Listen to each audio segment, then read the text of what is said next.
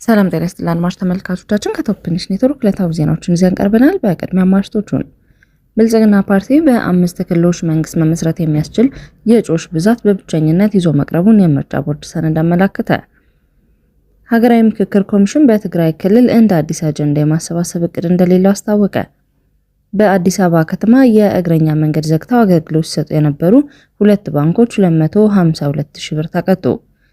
ሳልሳይ ወያኔ ህወሓት በትግራይ ክልል ስልጣን ለመቆጣጠር የሚያደርገው ጥረት በመቃወም የሽግግር መንግስት እንዲመሰረት ጠየቀ። የተባበሩት አረብ ኤምሬትስ በኢራን ላይ ሚስጥራዊ ጥቃት ስትፈጽም መቆየቷ ተገለጸ። ብልጽግና ፓርቲ በ5 ክልሎች መንግስት መመስረት የሚያስችል የእጩዎች ብዛት በብቸኝነት ይዞ መቅረቡን የምርጫ ቦርድ ሰነድ አመላክቷል። የኦሮሚያ፣ አማራ፣ ቤንሻንጉል ጉሙዝ፣ ጋምቤላ፣ ሐረሪ ክልሎችና የድሬዳዋ ከተማ መስተዳደር ምክር ቤቶች ካሏቸው መቀመጫዎች መካከል ከግማሽ በላይ እጩዎች ያቀረበው ገዢው ብልጽግና ፓርቲ መሆኑን የኢትዮጵያ ምርጫ ቦርድ ሰነድ አመላክቷል። የአዲስ አበባ ከተማ አስተዳደር ብልጽግና ፓርቲ በተወዳዳሪ እጩ ብዛት በተቃዋሚዎች የበለጠውን ብቸኛ ምክር ቤት ሆኗል። የምርጫ ቦርድ የእጩዎች ዝርዝር ሰነድ ብልጽግና ፓርቲ ምርጫ ከማይካሄድባቸው ትግራይ ክልል በቀር በሁሉም ክልሎችና የከተማ አስተዳደር ምክር ቤቶች መንግስት ለመስራት በሚያስችል የእጩዎች ብዛት ይወዳደራል። በቦርዱ ሰነድ መሰረት በሲዳማ ክልል 7 የፖለቲካ ፓርቲዎች ክልላዊ መንግስት ለመስራት የሚያስችላቸውን የእጩዎች ብዛት አቅርበዋል። ይህ ሲዳማን ከፍተኛ ፉክክር የሚጠበቅበት ክልል አድርጎታል። ብልጽግና ፓርቲ በእጩዎች ብዛት በሌሎች ፓርቲዎች በተበለጠው በአዲስ አበባ ከተማ አስተዳደር ትብብር ለኢትዮጵያ አንድነት 143 እጩዎችን በማስመዝገብ ቀዳሚነቱን ይዟል። የአዲስ አበባ ከተማ አስተዳደር ምክር ቤት ካሉት 158 መቀመጫዎች ውስጥ ሌላው ተቃዋሚ ፓርቲ ህዳሴ 142 እጩዎችን በማቅረብ ተከትሏል። ገዢው ፓርቲ ለከተማይቱ ምክር ቤት ያቀረባቸው እጩዎች 134 ሲሆኑ ኢዜማ በአንጻሩ በ106 እጩዎች ይወዳደራል።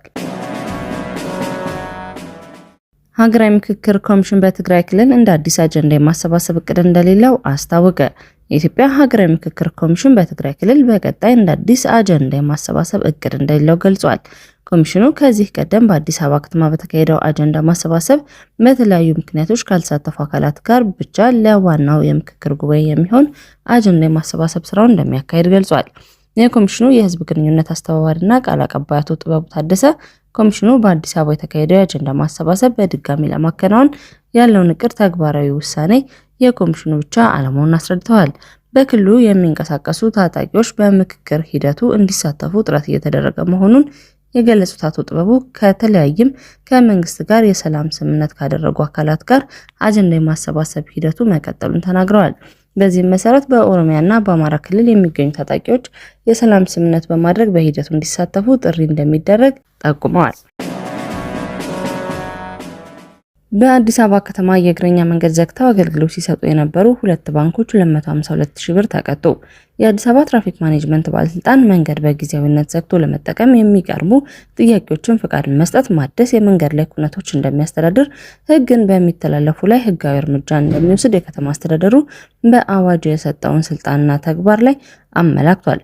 ከፍቃድ ውጪ የኤግዚቢሽንና ባዛር አገልግሎት ለመስጠት በተንቀሳቀሱ 329 ግለሰቦች እንዲሁም ድርጅቶች ላይ ደግሞ መመሪያውን ባስቀመጠው የደንብ መተላለፍ ቅጣት መሰረት ከ10,000 ብር ጀምሮ የተለያዩ የገንዘብ መጠን ቅጣት እንደተጣለባቸው የአዲስ አበባ ትራፊክ ማኔጅመንት ባለስልጣን የህዝብ ግንኙነትና ኮሚኒኬሽን ዳይሬክተር ወይዘሮ ገነት ዲባባ ተናግረዋል። እንዲሁም ፍቃድ ሳይኖራቸው በህገወጥ መንገድ ዘግተው አገልግሎት ሲሰጡ የነበሩ 2 ባንኮች ላይም 252,000 ብር መቀጣታቸው ተገልጿል። የአዲስ አበባ ትራፊክ ማኔጅመንት ባለስልጣን መንገድን በጊዜያዊነት ዘግቶ ለመጠቀምና የመንገድ ላይ ኩነት ፈቃድ አስተዳደር ቁጥጥር አፈጻጸም መመሪያ ቁጥር 11/2012 መሰረት ጥያቄዎች ሲቀርቡ የመንገዶቹ ሁኔታ ታይተው የትራፊክ እንቅስቃሴን የማያውክና ለአደጋ የማያጋልጥ ሆኖ ሲገኙ ፍቃዱን ይሰጣል። ባለፉት 9 ወራት ለኤግዚቢሽን፣ ባዛር፣ ስፖርታዊና ሌሎችም ኩነቶች በመመሪያው መሰረት ለ144 አካላት ፈቃድ መስጠቱን ወይዘሮ ገነት ዲባባ ጨምረው ተናግረዋል። ሳልሳይ ወያኔ ህወሓት በትግራይ ክልል ስልጣን ለመቆጣጠር የሚያደርገው ጥረት በመቃወም የሽግግር መንግስት እንዲመሰረት ጠየቀ። ሳልሳይ ወያኔ ትግራይ ህወሓት የትግራይ ጊዜያዊ ምክር ቤትን ዳግም ለማቋቋምና የክልሉ መንግስት ስልጣን መልሶ ለመያዝ እያደረገ ያለው ጥረት በመቃወም ክልሉ እየተባባሰ ከመጣው ፖለቲካዊ ቀውስ ሊወጣ የሚችል አካታች የሽግግር መንግስት እንዲመሰረት ጠይቋል። ፓርቲው ግንቦት 3 2018 ዓ.ም ባወጣው መግለጫ የታገደውን መንግስት ወደ ነበረበት መመለስ በሚል መሪ ቃል በህወሓት የተካሄዱ ስብሰባዎችና መድረኮች ከእውነታ ከህጋዊነትና ከስነ ምግባር ጋር የተለያዩ የቲያትር ትርኢቶች ሲሉ ገልጸዋቸዋል። ህወሓት የትግራይን ህዝብ ለታሪክ ቅሬታዎችና መከራዎች በዲሞክራሲያዊ መንገድ ሳይሆን በኃይል ስልጣን ለመቆየት እንደ ፖለቲካዊ መሳሪያ እየተጠቀመበት ነው ሲልም ከሷል። መግለጫው ይህ ድርጅት ላለፉት 3 አስርተ ዓመታት የትግራይን ፖለቲካ በብቸኝነት ተቆጣጥሮ ቆይቷል ሲል ጠቅሶ አሁን ላይ በቡድኖች መካከል በኃይል ስልጣን ለመያዝ በሚደረግ ፉክክር መሳሪያነት አድርጓል ብሏል። ይህ ጠመንጃን የፖለቲካ ጨዋታ ዋነኛ ህግ እንዲሆን አድርጎታል ሲል አክሏል።